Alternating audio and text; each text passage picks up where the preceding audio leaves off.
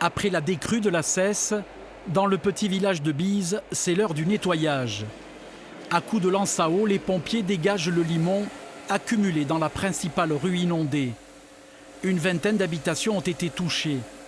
Les protections posées par les particuliers ont permis de limiter les dégâts. J'avais mis les plaques, mais elles ne sont pas efficaces à 100% et il rentrait de l'eau. J'ai eu moins d'eau que dehors. Dehors, il y avait à peu près 1 mètre d'eau, pas loin, et dedans, j'en ai eu 40 cm à peu près. Cette supérette, sinistrée une première fois il y a 15 jours, a de nouveau subi la montée des eaux. Elle est fermée depuis hier. Spontanément, la solidarité s'est organisée dans le village pour permettre sa réouverture rapide. Nous avons, grâce au génie civil et aux pompiers, nettoyé le magasin, ce qui nous a permis ce matin, avec les bénévoles du village, nos clients, remettre tout en place pour être ouverts demain jeudi.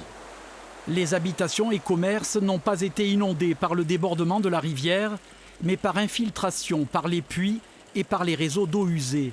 Une situation qui devrait trouver une solution prochainement. Le syndicat hydraulique du Minervois a programmé des travaux qui se réaliseront en 2018 et qui consisteront donc à modifier le cours de la rivière tel qu'on le voit pour faciliter l'évacuation en aval et baisser ainsi le niveau d'eau prévisible de 60 cm dans les parties inondables du village. À Bise-Minervois, les habitants scrutent maintenant le ciel et la rivière avec beaucoup d'attention. Heureusement, la météo annonce le retour du soleil d'ici la fin de la semaine.